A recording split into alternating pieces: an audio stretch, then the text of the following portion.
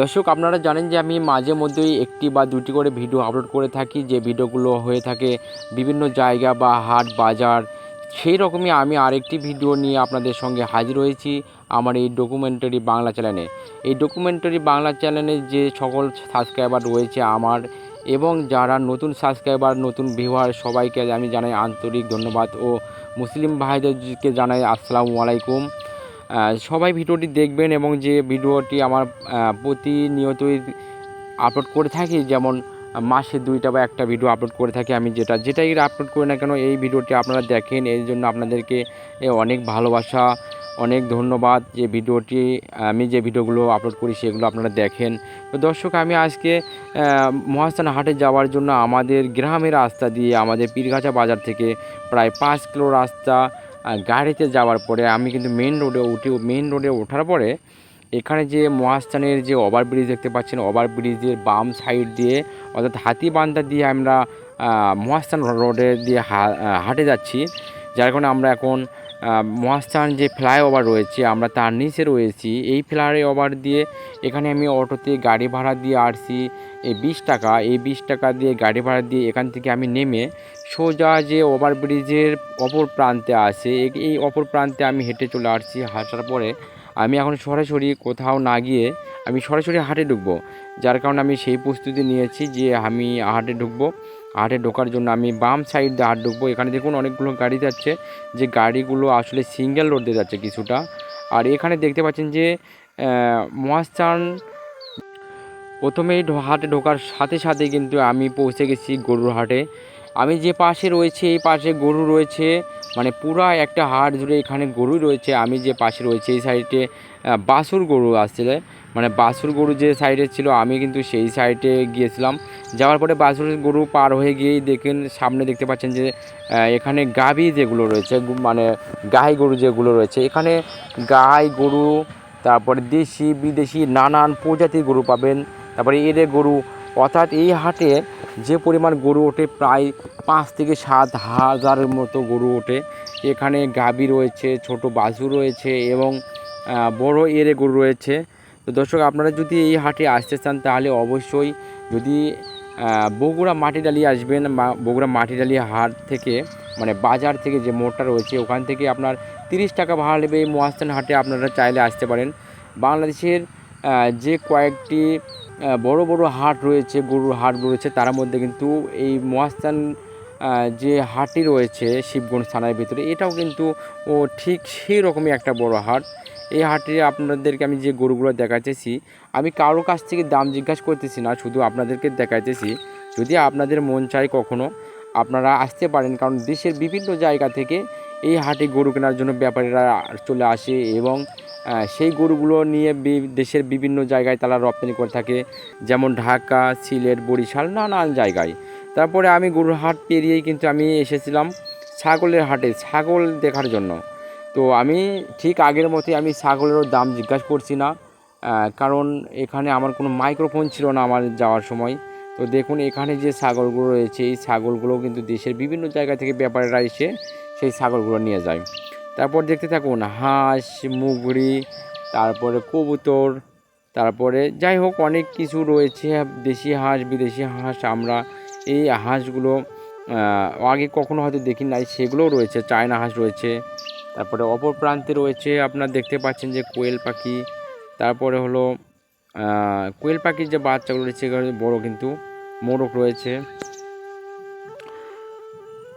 তারপরে এখানে দেখুন এই যে মোরগ বা মুগরিগুলো কিনে এই ব্যাপারী ভাইটা কিন্তু একটা খাঁচায় মানে বেঁধে রেখেছে। তারপরে এখানে দেখুন পায়রা রয়েছে, পায়রাগুলো কিন্তু আমি এখানে ক্যামেরায় বেশি ধরে নাই, কারণ এখানে অনেকগুলো রয়েছে। আর এই পায়রাটার নাম কি আমি জানি না, তবে আপনাদের যদি জানা থাকে তাহলে অবশ্যই কমেন্ট করে জানাবেন। তারপরে এই পাশেও দেখুন পায়রাগুলো রয়েছে, এগুলো কোনটা কি পায়রা আমি এটা জানি না।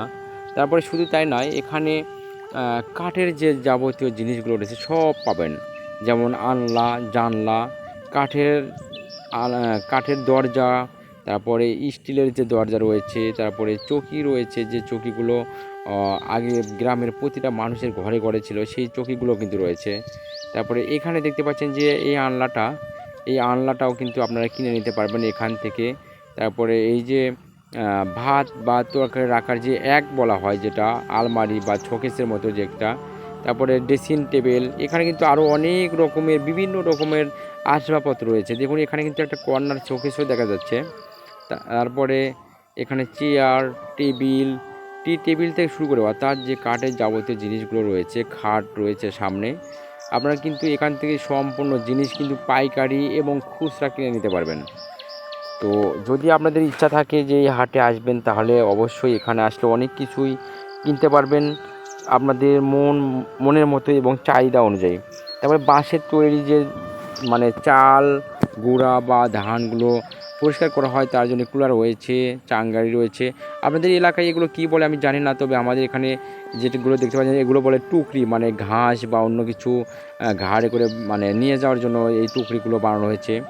তারপরে চাটাই রয়েছে, যে চাটাইগুলো আপনার কাপন দাপন করার পরে যখন হলো দেয়া হয় তখনও কাজ করা হয়, আবার বা অন্য কোনো কাজের ধাপ বা এগুলো করা হয়। শুধু তাই নয়, এখানে পাইকারি রেটে খুচরা রেটে আপনার যত রকমের জুতা স্যান্ডেল রয়েছে সবগুলো পাবেন এখানে। চামের থেকে পন্স মানে শোলা যত যা রয়েছে আসলে সব কিছুই পেয়ে যাবেন। তারপরে অপর প্রান্তে দেখতে পাচ্ছেন যে এখানে যে কাপড়গুলো রয়েছে, এই কাপড়গুলো আসলে সস্তা দামে বিক্রি হয় এখানে, খুব কম দামে। যদি আপনারা নিতে চান তাহলে খুব অল্প দামে পেয়ে যাবেন, যেটা বাজারে 100 টাকা হবে, 200 টাকার কাপড় হবে, সেটা কিন্তু এখানে 100 টাকাতে পেয়ে যাবেন। যে প্যান্টগুলো দেখতে পারেন এগুলো 300 টাকার প্যান্ট, কিন্তু আপনার খুব হলে 150 টাকা 200 টাকা হলেই পেয়ে যাবেন। তো চাইলে কিন্তু আপনারা এসে এই কাপড়গুলো প্যান্টগুলো দেখে শুনে বুঝে নিয়ে যেতে পারেন। তারপরে মানুষের যে দৈনন্দিন জীবনে যে জিনিসগুলো লাগে, লোহার জিনিস যেটা প্রতিটা কাজেই লাগে, যেমন পাচন, তার কাছি, দা, বটি, কুড়াল থেকে শুরু করে একটা মানুষের বা একটা কৃষকের যে সকল লোহার জিনিসগুলো লাগে, সকল ধরনের লোহার জিনিস কিন্তু এখানে পেয়ে যাবেন। দেখুন কোদালগুলো দেখতে পাচ্ছেন, একদম যতগুলো জিনিস রয়েছে এখানে সম্পূর্ণ লোহার জিনিস, কিন্তু এখানে যা পাবেন সব একদম নিখুঁত পরিমাণের এবং নতুন জিনিস। শুধু তাই নয়, এখানে মাটির তৈরি যে হাঁড়ি পাতিলগুলো রয়েছে যেগুলো মানুষের লাগে সব কিছুই পেয়ে যাবেন। ঢাকনা, তারপরে মাটির ব্যাং, তারপর হলো পাতিল যেগুলোতে আমরা ভাত রান্না করে খাই বা অনেকেই গরুর মাংস রান্না করে থাকে, পিঠা বানানো যে কি বলে একটা তা বানান, সব কিছুই পেয়ে যাবেন এখানে। শুধু তাই নয়, গরুকে যে খাবার জন্য যে খড়গুলো কেনা হয়, খড়, তারপরে ঘাস, যে বিদেশি ঘাসগুলো রয়েছে সেই ঘাসগুলো বা খড়গুলো, এইগুলো কিন্তু এই বাজারে পেয়ে যাবেন প্রতি আসলে আমাদের তো এটাই বলা হয়নি যে হাটটা কবে লাগে। আসলে হাটটা লাগে প্রতি প্রতি বুধবার, প্রতি সপ্তাহের বুধবার এবং প্রতি সপ্তাহের শনিবার, অর্থাৎ 2 দিন হাট লেগে থাকে, শনিবার ও বুধবার। এই হাটে কাঁচামালগুলো দেখতে পাচ্ছেন, এই কাঁচামালগুলো কিন্তু শুধু যে এখানে পাইকারি বিক্রি হয় হাটের সময় তা না, কিন্তু এই হাটটি মহাস্থান হাটটি এমন একটি হাট যে হাটে আপনার প্রতিদিন সকাল 7টা থেকে রাত 12টা পর্যন্ত এখানে পাইকারির যে জিনিসগুলো রয়েছে কাঁচা বাজার, এগুলো গাড়ি লোড হয় দেশের বিভিন্ন জায়গা থেকে, বিভিন্ন জেলা থেকে, যেমন বরিশাল, চিটাগাং, রাজশাহী, সিলেট, অর্থাৎ হলো বাংলাদেশের যে যতগুলো বিভাগ রয়েছে প্রতিটা বিভাগ বা জেলাতেই কিন্তু আমাদের এই বগুড়ার কাঁচামাল পৌঁছে যায়। প্রতিদিন প্রায় এই মহাস্থান হাট থেকে 50টিরও বেশি কাঁচা মালের যে গাড়ি লোড হয়, কপি থেকে শুরু করে কাঁচামরিচ থেকে করে যত যা রয়েছে, এটা প্রতিদিনের নিত্যদিনের কিন্তু একটা বাজেট, যে প্রতিদিন এখান থেকে কাঁচা মাল লোড হয়ে দেশের বিভিন্ন জায়গায় যায়। আপনারা এলাকায় যদি কখনও কোনো কাঁচা বাজারের দোকানদার থেকে শুনে দেখেন, অধিকাংশ মাল কিন্তু বগুড়া জেলার বেশি হয়ে থাকে মহাস্থান হাটের। তারপরে দেখুন এখানে চাচা কিন্তু আলাদা করে পেঁয়াজ, রসুন, মরিচ, আদা বা শুকনা মরিচ থেকে শুরু করে এই দোকানটি কিন্তু আলাদা করে দিয়েছে, কারণ এখানে অন্য কোনো জিনিস রাখিনি। এখানে যত শুকনা জিনিস, পেঁয়াজ, আদা, রসুন যেগুলো, সেগুলোই রেখেছে। তারপর দেখুন এখানে এক গৃহস্থ, এটা কিন্তু ব্যাপার না, এক গৃহস্থ নিয়ে এসেছে একদম কাঁচা মরিচ, যেটা হলো আপনার জমি থেকে তুলেই এখানে নিয়ে এসেছে। দেখুন কত সুন্দর তরচা, দামেও অল্প। তারপরে রাস্তার পাশে যে জায়গাগুলো রয়েছে সেখানে কিন্তু অনেক ভাজা পোড়া খাবার পেয়ে যাবেন। আমি ভিডিওতে অতটা রাখিনি, তবে আমি যেটুকু রাখছি এতে অনেক দেখা বুঝতে পারবেন। তারপরে ফলের যে হলো দোকানগুলো রয়েছে, এই ফলের দোকানগুলোতে কিন্তু অনেক পরিমাণ ফল রাখা হয়েছে। ড্রাগন, মালটা, আপেল বা বিভিন্ন জাতের যে ফলগুলো রয়েছে, এই ফলগুলো কিন্তু আপনার টাটকা হয়ে থাকে। মানে টাটকা বলতে কি, যখন হলো গাড়ি থেকে মালগুলো নামানো হয়, ফলগুলো নামানো হয়, তার কিন্তু 2 থেকে 3 দিনের ভেতরে কিন্তু সেগুলো বিক্রি হয়ে যায়, যার কারণে আমি টাটকা বললাম। আর এই যে কলাগুলো দেখতে পাচ্ছেন, আমাদের যে মহাস্থানের পাশে মোকামতলা রয়েছে, এই মোকামতলা কিন্তু এই কলার মানে বিঘাকে একরকে জমি কিন্তু আপনার কলা চাষ করা হয়, সেখানকারই কলা। তারপরে কাঁচা ফল যে সিঙ্গারা রয়েছে, সিঙ্গারা দেখতে পাচ্ছেন। তারপরে ডাব, এই ডাবগুলো কিন্তু আমাদের এলাকায় ডাব, কারণ দেখতে পাচ্ছেন যে গাছ থেকে কেটে নিয়ে আসা। তারপরে শুধু তাই নয়, আমাদের এই মহাস্থান হাটে যে পরিমাণ মাছ বিক্রি হয়, পুরো একটা জেলা মিলে মনে হয় এত মাছ বিক্রি হয় না। কারণ এখানে সকাল থেকে প্রায় 12টা থেকে সকাল 7টা থেকে দুপুর 1টা পর্যন্ত এখানে পাইকারি মাছ বিক্রি করা হয়। সকল মাছ কিন্তু এলাকায় ছড়িয়ে যায়, অর্থাৎ বিভিন্ন জায়গায় হাট বাজারে কিন্তু এই মহাস্থান থেকে আমাদের এলাকায় এই মাছগুলো নিয়ে যায়, তারা বিক্রি করে। এবং তারপরে যে ব্যাপারটা, সারাদিন ওখানকে পাইকারি বিক্রি করার পরে সারাদিন ওখানে বসে থেকে বিক্রি করে যে ভাইরা, সেখানেও কিন্তু কম দোকান নয়, কম করে না হলেও 30টা দোকান হবে যারা ওখানে বসে থেকে বিক্রি করে মাছগুলো। আর বাদ বাকি যত ছিল সবাই পাইকারি দিয়ে দেয়। বগুড়া জেলার বিভিন্ন জায়গায় কিন্তু সেই মাছগুলো পৌঁছে যায় এবং তারা সেখান থেকে বিক্রি করে। আর মাছগুলোর সাইজগুলো কিন্তু অনেক ভালো, এবং ইলিশ থেকে শুরু করে সব রকমের মাছ পাবেন খুব কম দামে। আর এখানে কিন্তু সব মাছই কম দামে পাওয়া যায়। শুধু তাই নয়, এখানে যে গরুর মাংসের কথা বললেই নয়, গরুর মাংস এখানে প্রচুর পরিমাণ বিক্রি হয়। এখানে গরু কাটা হয় দৈনিক থেকে 5 থেকে 10টা, এবং হাটের দিনগুলোতে আলাদা।